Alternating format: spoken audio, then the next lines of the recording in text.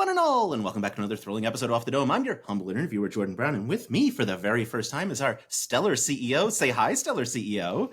Hi, stellar CEO. Sam, thank you so much for joining me. Jordan, it's my pleasure. This feels long awaited and long fated. I feel like we should cue old-timey Western draw music, you know? Yes. The wildest thing happened to me today. My time hop prompted me a screenshot that I took 1 year ago today is when you started following me on TikTok. Today. Wow. Happy anniversary of our relationship. Yeah, it's my a beautiful friend. A beautiful, beautiful thing. I have so many things to ask you, but I wanted to start with obviously the most important question, the thing I'm going to ask you that's most serious today. Death let me finish my show, or Death let me do my show. Sure. Coming to Austin for the Moon Tower Comedy Festival. I bought tickets solely off of your Instagram posts. My wife hit or miss on musicals. How do I sell her on it? Okay. Great question. I honestly think that as talented a performer as Rachel Bloom is, as talented a singer, as talented a musical artist, the music is kind of the least of it.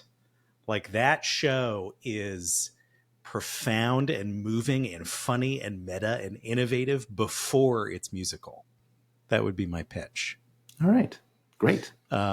Before we dive in, Jordan, I've got to say this is a little nerve-wracking for me, and I'll tell you why, is because the vast, vast majority of the people I talk to in this context are not nearly as informed as you are. And I feel like you could have questions that are so much, the answers to which are so much more telling than the typical interview.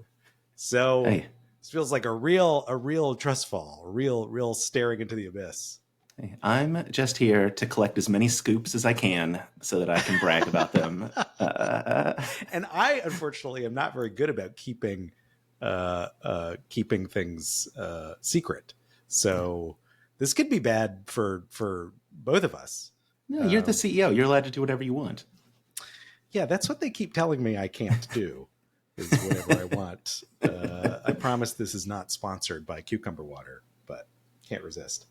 Yeah, I mean, look, it's the giant juice, that name of which I instantly forgot, and cucumber water, the things that Sam loves. Exactly right. Precisely. Yeah. My wife and I were playing along last night to the Newlywed Game. She correctly got my number one app use, which is TikTok, not surprisingly. Not surprising at all. Is this a safe place where I can share with you that my TikTok number for 1 week of use was more than 24 hours? Oh my God, Jordan. Well, look, you at least have the excuse of it being tangentially connected to your career, which I'm not sure that Haley does. But wow, that is 8-16. That is 3 full workdays worth of TikTok usage. Yeah. Damn. Not great. I want to know what your For You page looks like. I want to know the cavernous depths to which you were spelunking in TikTok. Look, if someone's posting about Dropout, I'm seeing it. That's for sure. I got to admit, this is, again, just a little confession from me to you, which is that I see way more than I interact with for a couple of reasons. The first of which is, as you know, if I interact with something, someone might notice, which is not what I want all the time. And the second thing is that I don't necessarily want to train my algorithm to just feed me over and over again. Luckily, my experience of TikTok is still like an entertaining one. But when I do see Dropout stuff show up on my feed and I go to the comments, you're largely there. Yeah, I'm very active. Yeah, at one point someone replied, I had commented, I think it was like a D20 video. Someone replied and they're like, "You've been the top comment on the last 3 videos I've seen." And I was like, yeah, man, I'm here a lot. Hot damn, Jordan. Yeah, I'm just amazed that there's enough content on the platform to keep you engaged. You know, it's like we're not talking about a lot of shows. We're talking about like 8 shows. Yeah, but more coming? Is that? More coming, more coming all the time. We're really Yeah. busy like right now. Yeah, I mean, based on no insider information, but the pictures of people who used to live on Lopez Island who are currently in Los Angeles, got a good suspicion that D20 is currently spinning up. Obviously, huge run of shows this past weekend for Dropout Presents. Congrats. I heard you were jump scaring people at the entryway. It was. It's true. I do. I sort of needed to be there for the show announcements because they wanted me to be the voice of God that introduced the guests, which also meant that I was scaring people on their way through the door, which was, I'm afraid to say, a lot of fun. Yeah. How many people said you've been here the whole time to you as they walked in? I think I got only 2. I've been here the whole times. I think I got 3 where are you froms. All in all, we're talking about like 600 people coming through that door. Not so bad. Yeah. No, yeah, that's not bad. Yeah.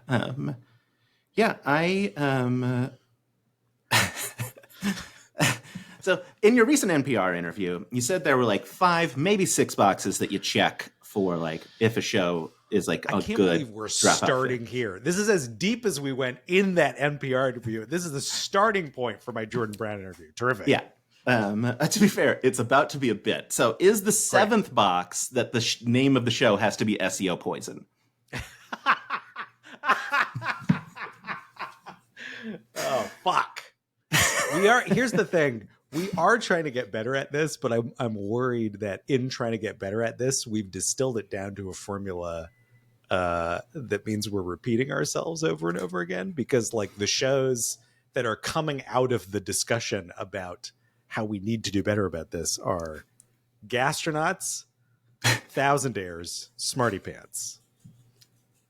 Well, I mean, Gastronauts, first of all, I think that's the scoop. No one has said that word anywhere before. Yeah. So there we go. Yeah. It's going to be full of them today, Jordan. Going to be full great. Thousandaires, I think you'll at least like own that. Smarty Pants is a phrase already, I believe. But like, Smarty Pants is SEO poison too. Yeah, you're right. Yeah, we haven't grown out of ourselves entirely. But I mean, nothing will ever top the SEO poison that is breaking news. Ooh boy, that's just a little show that's like if you're in the know, it's kind of like the equivalent of like the speakeasy that's like through the grocery store. That's the vibe we're going for with breaking news. Hey, I love it. I have on my Patreon, I have like a section where I'm like, hey, do you have any questions that like you would like to ask? And I take suggestions. And one person wanted to know how you became the kind of CEO that is, and I'm going to do a direct quote here, being okay with being called a smug motherfucker by one of your employees.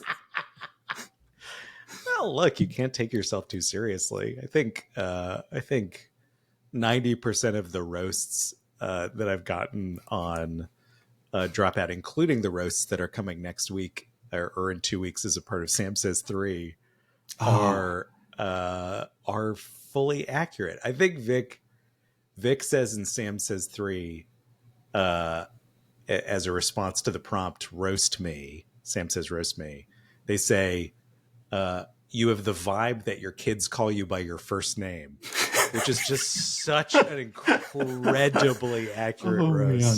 That's so good. What can I say? I think the truth is like under the suit and tie and the affability is a little bit of a naughty boy. And I am just about as much a glutton for punishment as Grant O'Brien. But I've maybe had to like learn that about myself through doing Dropout, Yeah, that makes sense. It's a good learning curve to get there for that. Yeah. You're in the right spot. Was there any concern that if there had been more more Escape the Green Room, that Brendan was actually going to throw you down a flight of stairs?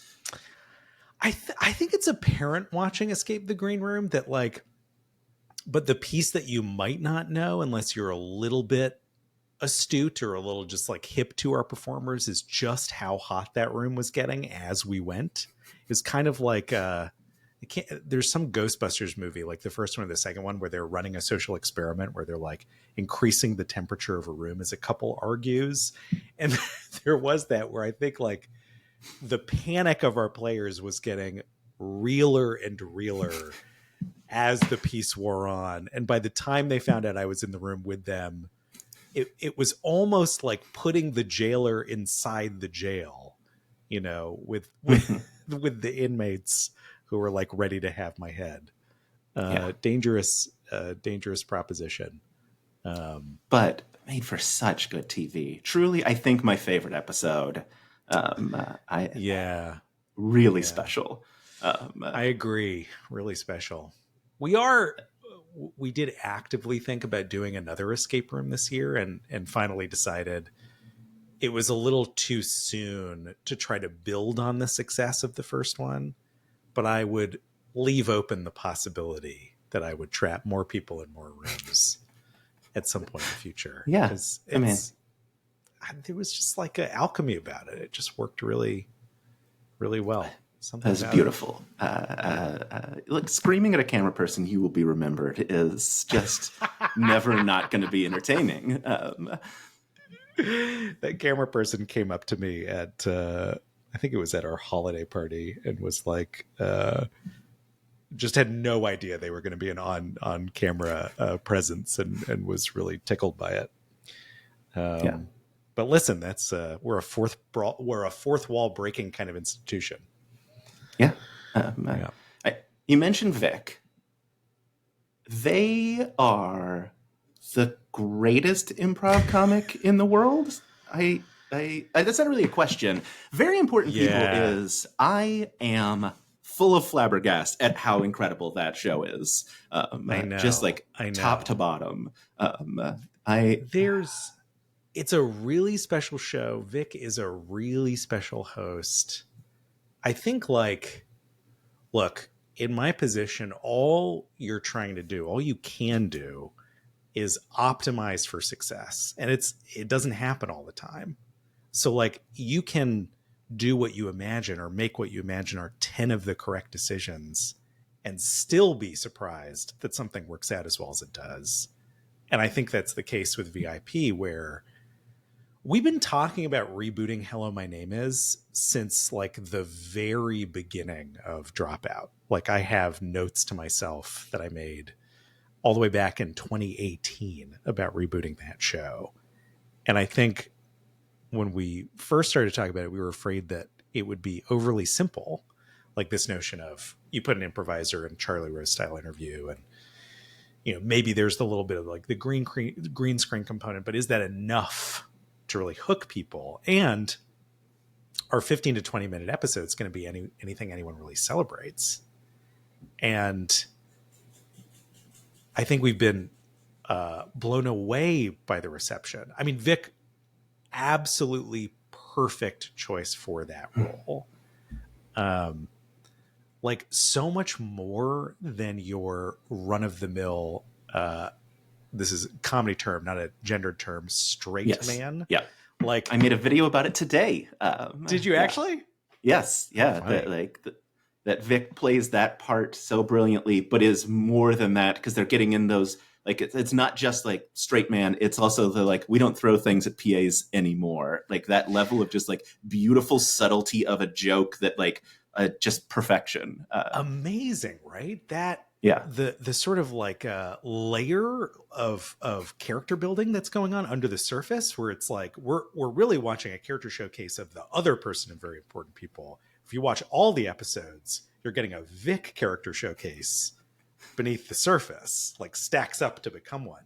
Jordan, this finale episode of Very Important People. Ooh. Oh my God. It's the Brennan episode. Okay. And it is the most we peer into Vic's character out of any of them. And it's like really takes the show to the next level, like in a really oddball and wonderful kind of a way. Very, very excited to see. Yeah. Very excited to see where the show goes in its season 2. Oh, Sam, thank you. I should say I'm wearing a suit today because I think you may have been a little confused. When I said interview, I did mean job interview. Moderator, right? Yeah, so I have an idea for South by next year. Very important panel, Whoa. the making of very important people. I moderate with Tamar, Vic, and Alex, all of whom I know now at this point. Wow. It's a good Thoughts? pitch. It's a good pitch. It's the title's right there Yeah. for the taken. I wonder if we were to put together some very important people and show it off at South by, if folks would come watch. It feels like festival friendly Oh material. yeah, like it's South by like loves like an online thing, loves a weird thing, loves Yeah. comedy, and loves like a behind the scenes thing. Like it's Yeah. a very friendly vibe there. I think the only reason we haven't done more of this type of thing, and I would lightly include the con in this category, although not really. And it's even the reason why for the first several years of Dropout, I was a little press shy, period, is just because I'm so concerned about us getting up our own asshole in the sense of like, I really want it to just be about what shows up on screen, you know? And from a business perspective, this also comes from a place of like paranoia, based on us falling apart and having to put ourselves back together again, is like I'm sort of allergic to self-indulgence. You know, Mhm. it's like bare bone business model, just about putting stuff on screen. And then only in the last year have I been allowing myself to have a little bit more fun and dream a little bit Yeah, bigger. yeah. So speaking of dreaming bigger, Dropout Con, 5 years. Come on, Sam, we can do it next year. Like, you're looking at your new director of events. Yeah. Cons, Dropout Con is like the crown jewel, but like all like let's get like I don't know, Iffy Wadiway and Brian David or Brian BDG, Brian David Gilbert at Yeah. PAX East. Let's say, what do you think? Yeah. I mean, I see it. I see it for sure. If he is a real, he's into the festival scene, and he's already talking about taking I'm actually around from fest to fest, and you know, our, because we don't own any of this talent, like they are their own free agents. Mm-hmm. Like our vibe, uh for the last few years has been like, listen, if you're really excited about doing something, we will help empower you to do it, which by the way has been our attitude with the Intrepid Heroes, the live uh Dimension 20. We have almost nothing economically to do with. We are filming them, and that's basically all. Um, so yeah, 5 years. It's a great question. I mean, it's not like you can't get Hank Green on the phone right now to be like, "Hey, how did you run VidCon in the early days?" Like, Yeah, that's a good point. And Hank would be like, I sold it as soon as I could. Uh, I think, I don't think that this is announced yet. And so I'm going to be vague when I talk about it. But I will say that, like, recent Intrepid Heroes, recent Dimension 20 live stuff has sort of emboldened me to think that this may be doable sooner than I had imagined. There is something big live we're doing with Dimension 20 ooh, post summer, that has made me think like, oh, maybe I could afford to be a little bit more ambitious in this category. yeah. So you could be right. Hey. Should we say 3 years, Jordan? Should we see where that gets us? I mean, it depends on when you want to bring me on, but yeah, that's fine. 3 years sounds good. Yeah, check your Google Cal and let me Yeah, know how great, your 2027 looks. perfect. I'll keep it. I'll just keep the whole calendar year open. Yeah. Perfect. Yeah. Um, yeah, I know. Now I don't know which interview. Variety, I think, is when you talked about like the Dimension 20 live show success in the UK and Sure. Ireland. Was you were like, oh, we could maybe do Dropout Con. Did you really not think there was going to be? Did you really think like there's a moment that D20 Live wasn't going to sell out the instant tickets went on sale? Maybe it's a naivete. I don't know what it is, Jordan. I think the truth is too that like some of this initial popularity was like in COVID. So we were locked down and we were on the internet, but who knows the way that the internet translates to real life. So still, So I went to Edinburgh this past summer for the festival, which was like a life-changing experience. Just it's also where I saw Chris Grace's show and Courtney Prost's show, both of which are becoming Dropout Presents specials. I was stopped on the street like 25 times a day, and that was a new experience for me. You know, like I'm something of a recluse. I would like to think that none of us have like super big heads in terms of what Dropouts become or the size of the fandom. Every time we roll these dice, it feels like a gamble to me.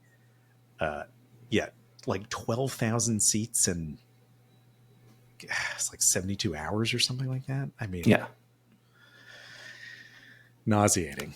yeah, and like, and in another country where, I mean, not to say that like where, you know, it's not to say that there aren't fans worldwide, but obviously you're based out of Los Angeles. If this was an LA show, you could expect like, oh, this is gonna sell out super fast. But like, still, it's like be like, hey, we got a bunch of seats. Abroad, which feels like did the Intrepid Heroes just want a European vacation and they're like, let's go. I mean, Brennan and Izzy were like, hey, we'll do bigger there one night so that Izzy can come too. That's not a piece of it. I mean, for sure. Like if you're gonna do something extracurricular, which like is totally what this is, in the sense of like there will never be a great business model behind live anything, not unless you're at the level of like Taylor Swift. Yeah. It is a little bit like what would be fun. And like I think tickets to Europe are a big piece of that. By the way, I'm going to be at those shows. Not all of them, but I'm going to be at the London ones, which will be really fun. Yeah. Wonderful. I hope you are wearing your every other Thursday shirt. Is that what I heard? Yeah, that's right. I get scoops just sent to me. That's wild. That is merely a clothing brand that I happen to like. Although I did have the smart aleck response. Someone asked me what every other Thursday was, and I said it's like when we like to post content. Yeah, genuinely, people are like, "What show do you think it could be that's going to be on every other Thursday?" Like, that's so funny. Yeah, it's very fun. There's obviously a huge new contingent of folks who have just started watching things like Game Changer like live this season, and have discovered the bi-weekly format. And are like, wait, what? And I'm like, uh-oh, you guys didn't know that? Bad news, gang. Truly. We talk about it. You know, we talk about it. It's funny. I recognize that we're testing the patience of the audience. It makes such a difference to us to not have to post every week from a budgetary perspective, but also from a quality standpoint, which is just like taking our time with these shows.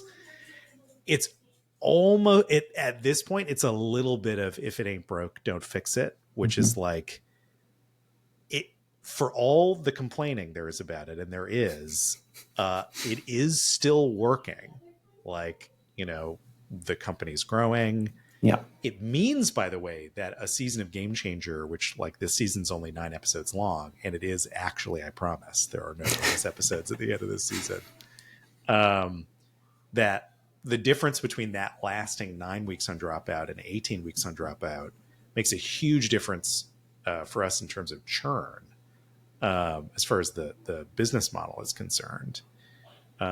So it's going to take, it would take a lot more probably to get us thinking about posting something every week. Maybe a series comes along where we're just like, we don't think we can afford to post this every other week as opposed to every week. But for now, you know, everything we do is like something in between a podcast model and a TV model. And I think this is an example of that, where some of my favorite podcasts are biweekly. And so I think we're borrowing a little bit from podcasting there. But I guess all I can say is I appreciate your patience, everyone's patience. Hey, the thing that I love obviously, like I've made an entire brand around it, is we get the behind the scenes in the off weeks. And that like not only like feels like, oh, we're getting like a holdover, but it is genuinely, I love getting to see like Paul and Chloe and whoever else talk about like, hey, here's the wild thing that I had to do for this episode. I assume we'll get some next week of like building the heart-shaped Totally. set. Yeah.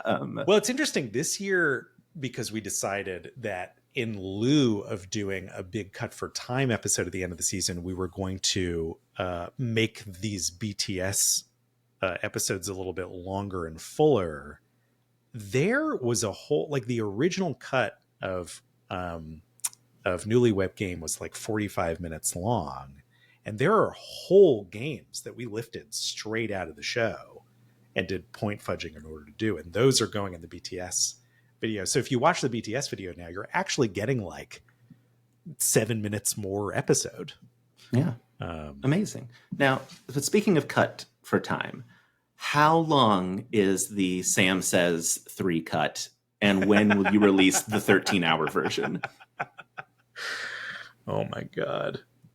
Sam Says 3, which will release like 2 weeks from today, minus a day. First of all, Paul Robolino said he thinks it's the best episode we've ever made. I don't know if I would go that far. I do think that it's one of the best episodes we've ever made. It is now 42 minutes. That was tricky. It's tough. It's tough, you know? That was like a 2.5, 3 hour long shoot. I'm very excited for that one. It's an interesting season of Game Changer. Like, who's the dog? It is my dog Petey, a little Boston Terrier who gets upset when people walk by. Love it. You know, it felt in a lot of ways like revisiting season 1, like starting from scratch, in the sense of the longer we do the show, the more we box ourselves into a corner as far as not repeating ourselves is concerned. The more I felt like I had to kind of come all the way back to what is the core conceit of this show. And like Newlywed Game is such a basic game for Game Changer, especially at this point, I think when people expect like really big and physical shows. But I was sort of just as eager to explore simple premises and figure out if the show could still be this way as I was to do things like Sam Says 3, which really upset the form. Yeah. One of the things that I love about Game Changer in general, but like the Newlywed Game, I think is like a perfect example of obviously very funny, but also very, I mean, wholesome is a weird word to describe an episode that includes we had sex 37 times in 1 month. Jesus. Yeah, shout out to Iffy, who's doing an AMA today and answered questions about how they are capable of like having sex that many times. Oh my God, I gotta go check out before bed AMA. and in the morning is his answer. Wow. So, sure, it's like meals. Yeah, That's like how to think of it. Yeah. Tell me your secrets, Iffy. And Emily. Yeah, but very like a wholesome, fun, like, I mean, you know, like not. Brennan is not screaming at me about like the devastation of being in second place, but still like a like excellent model. Yeah, I mean, I think in that pitch, which I love, is like these phones know us so intimately at this point that there's really interesting, somewhat embarrassing, very personal information, entertaining information that can come out of that. And I think, you know, at the core of every episode of Game Changer is just what is a game mechanic that is going to be like ripe for exploration. A lot of people, when they pitch me Game Changer ideas, and I get Game Changer ideas pitched to me all the time, it's like, that sounds like a fun game. Is it going to be fun for 35 minutes while we escalate it in a whole bunch of interesting ways? And that's where a lot of games fall short. I think some of even our own games fall short, where it's like, this may have been very fun, but like, I think even like my coffee episodes are a little guilty of this, which is just like, it's hard to get them to go anywhere, you know? So that's what I think as we go on, that's what makes the show more challenging, but also more rewarding, is trying to come up with what those clever premises are. Yeah. So I've accidentally started a podcast with Vic. We talk bi-weekly about the newest episode of Very Important People. Whoops. Yeah, a giant win for me. I don't know how it Yeah. happened. I think Vic might just be so Canadian nice that they won't say no to me every time I ask. Totally possible. Yeah. Yeah. But we were talking about, I mentioned Henry, right? The pig. Yes. To them, and they were like, "Look, I can't wait to the episode because the whole thing, I don't remember anything that happens." I experience this too. I black out. Feel like filming some episodes sometimes too. And then the funny thing happens that I'm in the edit with them and I'm noting episodes. I think I do. We use this application called Frame.io to note. And I think I counted, and on average, I do like over 300 notes per episode. So I like get to remember them a whole second time, and like now it's like intimately ingrained in my memory. Yeah, Henry was awesome. Yeah. I can't wait. Also, the cruelest thing I think you've ever done. Don't look at a pig. Yeah.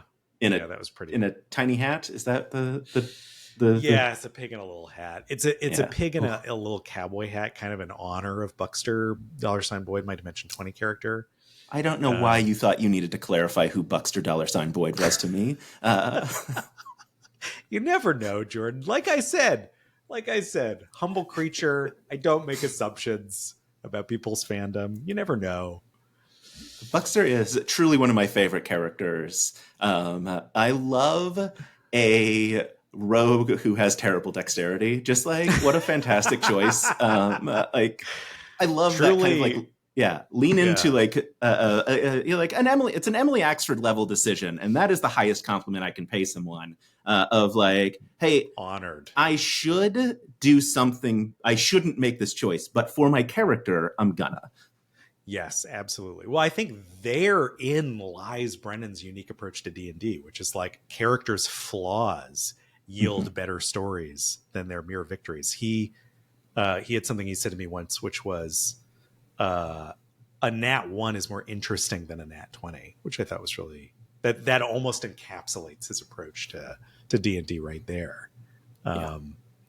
It's funny. He, I don't know if this is still how he operates or if he's changed, because Mice and Murder was a while back, but we rolled for our character traits, and then he took all of our numbers and he was like, I'm going to fudge these around a little bit just to make things more interesting. So you get a character sheet back, which is like it's loosely based on your rolls, but it's also with like Brennan's own math thrown in there. And like, I remember getting my character sheet back and going like, oh, this is just funny. Like, I'm so high in some areas and I'm so low in others. Like, there's nothing balanced about this. So. Amazing.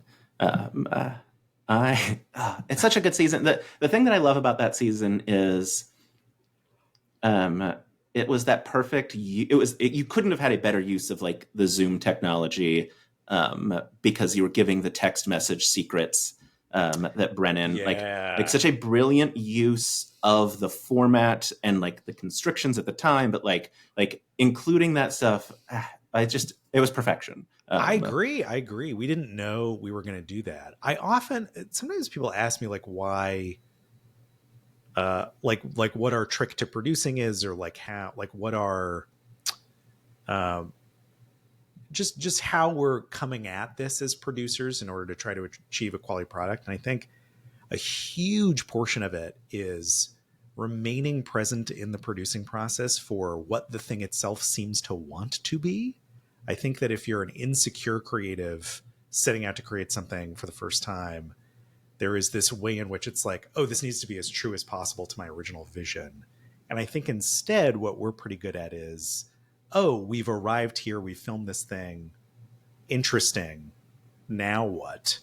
Where we were texting each other throughout that first episode, and it was only once we were texting each other that we had a conversation of, oh, we should be saving these text messages and including them as a part of the show. It's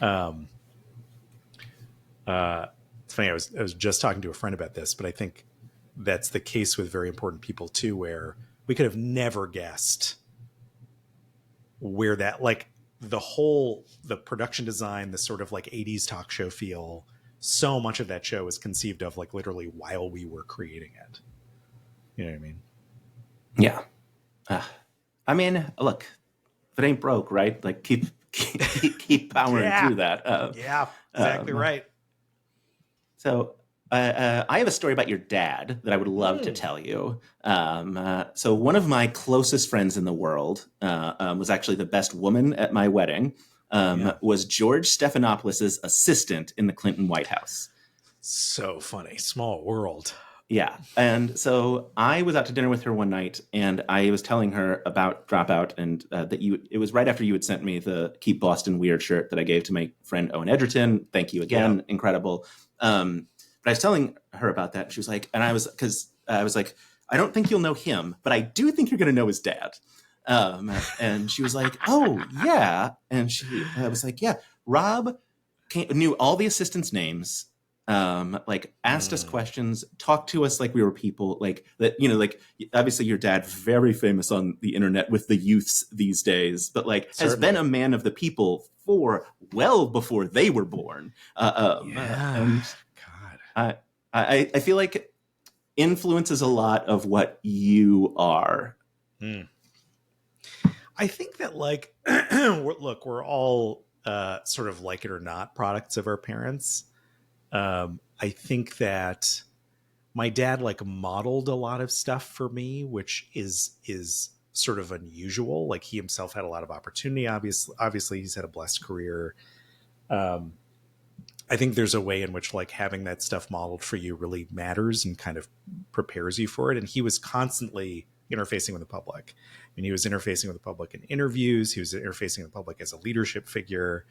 And so I think having him in my life has really helped me to probably like adopt some of those behaviors more gracefully.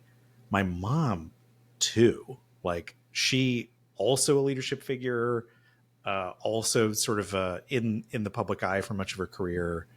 Um, like speaking of my dad, it's funny. My brother is this like hotshot academic professor at Columbia, and we like to say we sort of took my dad and we split him in half, and we each got like separate pieces of him.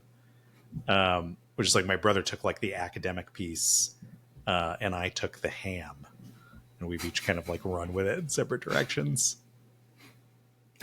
Delightful. Yeah, I've talked to so many people at Dropout.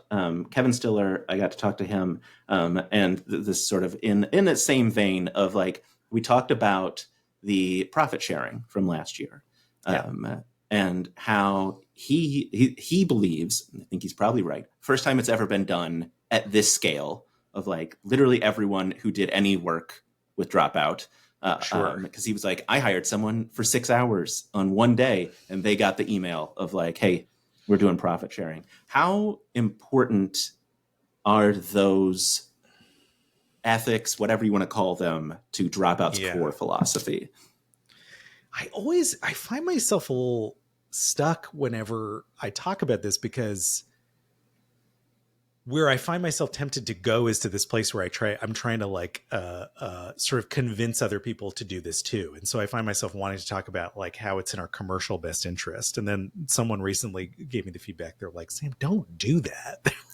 Like it is at its heart a moral and ethical decision. And I guess both are true. I think uh what I will say on, sort of coming at it commercially or is that we stand to gain tremendously from being everyone's favorite shop in town to work with. And what's wild is just that more entertainment companies aren't thinking that way, right? Like their attitude about talent comes from like so much more of a place of scarcity, of uh, you know, limited resources. We need to protect and hog as much as possible. And like there is such a rule of karma here, which is when you start being generous and giving more away and earning the faith and the trust of your performers and your talent and your crew, it really makes a difference for your business. Um, yeah, ethically, uh, I So immediately uncomfortable talking about this. I think like, look, we are now in a place that we never dreamed of being. Even when we set out this new version of Dropout 5 years ago, where it's like, we're doing really well. Like the company's in really good shape. If we're not sharing the wealth, like that feels really icky.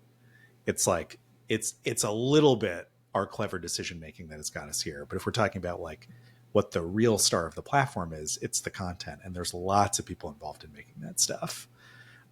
We also have very few masters we need to please, right? Like there are no shareholders. There's no boss above me. There's a very small handful of equity partners in the business. And like, we can make decisions like this because we're allowed to.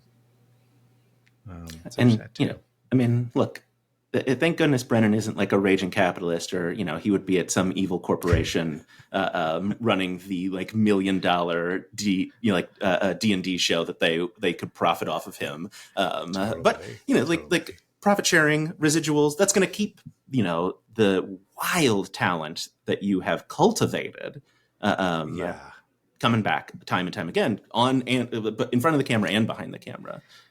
Listen, hopefully that's true. We don't take it for granted at all. Like, we think it's our responsibility to keep trying to do better and better and better by this group of people. And that's the mission. You know, this industry is absolute horseshit. Like, I cannot frame that up for you any better, Jordan, except to say that, like, living in it for years and years and years, it is a miracle that anything good gets made, and it's a miracle that anybody makes any money at it. So, you know, we have an opportunity here. Like, it's such a golden opportunity to not only produce good work, hopefully, but to set even just like one example, to plant one tree, right? And say like, this is it's doable this way. And hopefully us doing that puts some pressure on other people. You know, who knows? Again, like, all of that is very idealistic, and I try to keep my feet on the ground as much as possible and just think about, you know, the people and the talent. But so I would call those like side benefits of doing what we're doing. I think we've maybe exceeded the time that you allowed me today. I don't have anything for another. If you have more for me, I don't have anything. I have a million more questions for you, Sam. I could talk to you forever. What universe do you think I don't have more questions for you? You came so well prepared to this. Yeah, are you a preparer by nature? Are you like for stuff like this? Yeah.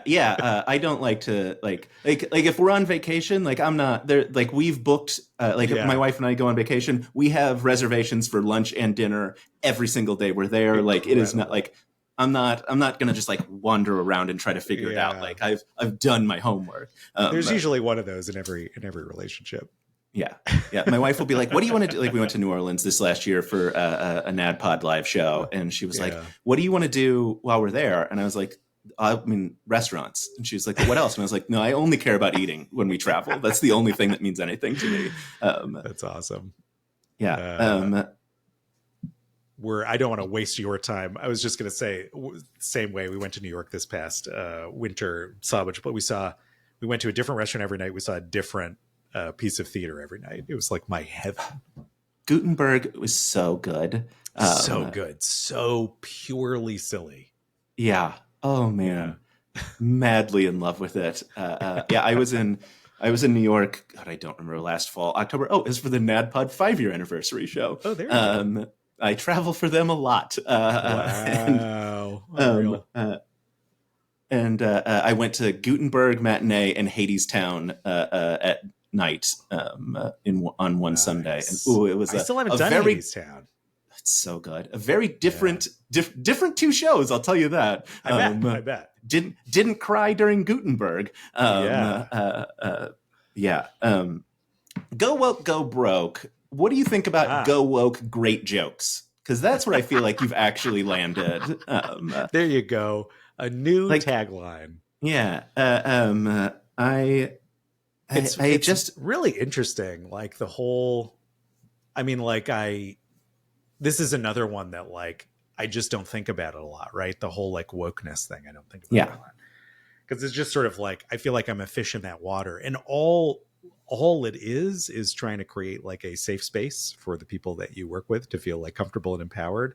And I'm sure that if I was living in like a very Republican state, like what made people safe and empowered? Oh, Jordan, so sorry. That's all right. Uh, what made people feel safe and empowered would probably be like very different, you Mm-hmm. know? Um, yes, like I come from a very progressive background and I share all that ideology, but it's like, we just literally are trying to make people as comfortable and happy as possible. That's all it is, you know. Um, Yeah. we started experimenting with name tags on set recently, which is like, it's such a little thing. It was actually recommended to me by Dave Wiskus, who runs Nebula. Um, Oh, I've and watched your interview with him. It was delightful. yeah, it's just like, names and role on the crew and pronouns on a name tag is like such a simple thing. It makes a world of difference when you Yeah. know everyone's name on set Then Grant knows the name of the person to yell at that that he's he's. belittling. Yes, yeah, makes it much better. That's right. He knows what job to tell them they're failing at. Exactly. Yeah. Very important. Yeah. Yeah, Grant, you magnificent bastard. Just The like, best. uh, one of the things, obviously, like I love that you've like cultivated a lot of this talent. Grant, Lily, obviously jumped to mind because we're talking about Grant. And like Yeah. Dirty Laundry feels like you, and I think you've maybe even said this, like you wanted a place to showcase how talented Lily Do is. Yeah. And like she is a Bravo level, like Andy Cohen style host I adore Lily. The yeah. truth is that we conceived of Dirty Laundry before conceiving of Lily for it. But the moment we auditioned for hosts, I think we auditioned like 8 or 10 people for host. But the moment we saw Lily's audition, we were like, who are we kidding? Like, and it's partially, yes, that Lily is such a consummate performer and such an inherently social creature, but it's also that Lily loves gossip. And so like leans into this role more than just about anyone else I could imagine because she's so invested in the answers to these questions. I mean, Yeah. that's, you know, finding someone who's passionate about the gig, that's like half the battle right there. Yeah. And now, like, you've brought up a bunch of those people. You keep bringing them across various shows, various around the network, which is fantastic. Now it feels like with like Dropout Presents, we're going to get like a whole new batch of new Dropout talent that I assume will be spun up into other shows moving forward as the audience falls in love with them and demands that we see, the big team across, Make Some Noise episode. Totally. Good call, Jordan. There is a big team episode of Make Some Noise this next Hey. season. Yeah, well, sure. So Chris, has been on he's been on Play It By Ear. Chris he's in this next season of Make Some Noise as well. Just like a world-class improviser. With Ross Bryant and Paul F. Tompkins. I solved your riddle, Puzzle Master. Well, shit. Like, you can't post a guy in a velvet suit and not have me go, oh, that's Paul F. Tompkins. Yeah, I know. That's fair. Yeah. That's totally fair. Yeah. Courtney is an interesting question. I think Courtney is like a true genius, like a savant. I have no idea how comfortable she'll be leaping into her other shows. What she does is clown. It's like really specific. Would love to have her and Make Some Noise if she'd want to do it. We'll have to see. I think regardless, what excites me so much about Dropout Presents is, it's a fewfold. We're basically the exercise is we're trying to find like, what is our answer to a stand-up special? And we're trying a little bit of stand-up and a little bit of the one-person show thing and a little bit of improv in order to figure it out. And already, just based on the success of our shoots so far, I'm like, we got it. Like, we nailed it. one-person shows are so exciting. They are so, like, they are heads and shoulders beyond a traditional stand-up special. We're also doing some things that are more akin to traditional stand-up, which I also think they're just incredibly, incredibly high quality and very exciting. And the improv that we shot, Zach Oyama and team and Ali and team did a mono scene, which is in a structure that a lot of people are familiar with in the world of improv. It's the first time we've done anything like that on Dropout, and I think people are going to be really, really excited about it. So I'm thrilled with those shoots. Yeah. Is the plan every year just to go to Fringe, steal everyone, and bring them back for Dropout Presents? You know, what's tough is that now that I've outed that that's like a part of it, I'm like, oh boy, my experience of Fringe next year is going to be a little different. Yeah, people are like, Sam's in the audience. Do your best. Shit. This might be your break. How thick does his wallet look? There'll be some of that for sure, and then I imagine there'll be like improv, and we'll only do stand up opportunistically. And I say that because like Netflix and Hulu are after stand up too, and we can't compete with them. Like Rachel is doing her show, I think for one of them, and like we could never compete at that level. But our offer holds up remarkably well. We've like since learned against some of these major streamers, because all they're doing is they're offering money to talent and telling them to go do it themselves. And what the talent will often do is do that and then be left with nothing. You know, whereas like we're taking on the entire burden of production, which I think really, really, you know, makes a difference for folks. Yeah. Surprise, surprise. You're doing it differently and better. I'm shocked. Just trying to clean up our little corner of the world. Yeah. So are you aware of the blood feud that I have with Abria Iyengar? Is that a thing that you have? I wondered a little bit, because like you and Abria are enemies and you and Vic are best friends, like what that leaves for you and I. So Vic will choose Abria if push comes to shove, because obviously they know where their money is made, and it ain't off a random dude's podcast. Yeah, that tracks. Yeah. So Abria, are you just afraid to put her on Game Changer because she could hurt you, or is it that she's not a strong enough improviser? I almost got through it. Jordan, this is like in a borderline. Like, okay, I invited Abria on Make Some Noise last season, and she straight up didn't get back to us. Abria. So when that human tells you that she hasn't been invited on, incorrect. I will also. She's straight up in this season of Game Changer. Well, although she's not playing, she's in a cameo role. Gotcha. Oh man. Just material for you as her mortal enemy. Yes, yeah, I very much appreciate it. Like I had that question. That was the first question I wrote down on my like scribble of notes, and I was like, I don't know if I can say this because it's so mean, and our blood feud is much more playful. It's a great gotcha question though. Yeah. All right, you have to stop me at this point. So I do actually have to stop you at this point. So great. Yes. Yeah. All right. Obviously, everyone knows, like, there's no universe in which someone is watching this and they don't like follow you already on all the socials. They can find you. You never know, Jordan. You never know. I mean, if you want to plug that, or Vic always plugs trans charities whenever we do this. So if you want to be lovely. Yeah. Vic's like, don't follow me. Go follow like the local like terrible trans laws that are being passed and do something about that. So. What would you like to plug the Dropout charity or the D20 charity auction coming up? Well, that's exactly what I was going to say. Actually, is we are selling off the Dimension 20 minis from the first ever season of Dimension 20. This is the most probably sentimental folks will get about Dimension 20 minis. 100% of proceeds are going to the Palestine Children's Relief Fund. And That's so such a high percentage. it is. I actually don't think it gets higher math Yeah. wise. So if you have disposable income, go buy a mini. And, if you don't consider donating anyway to the humanitarian crisis that's happening disturbingly close by. Yeah.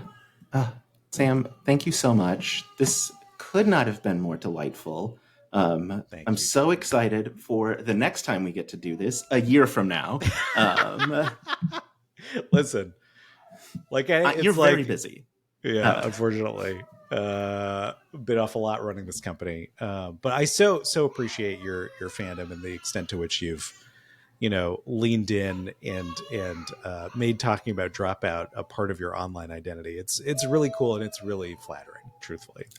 Thank you. Yeah, it actually has become the exclusive thing that I talk about basically now. Me I too. don't know when that happened, but at some point it did. I committed too hard to interviewing people, and I was like, oh, it's all I can talk about now.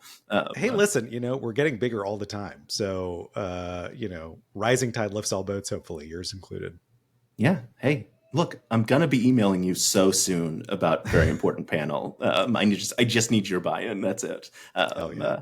And the great thing is, like, you don't have to send anything for me because I live here already. Oh, I there have you no go. travel. Yeah, like easy peasy. All Easy right, peasy. Sam. Thank you so much. I don't know how to end interviews, so I'm just gonna hit stop recording. So Sounds good.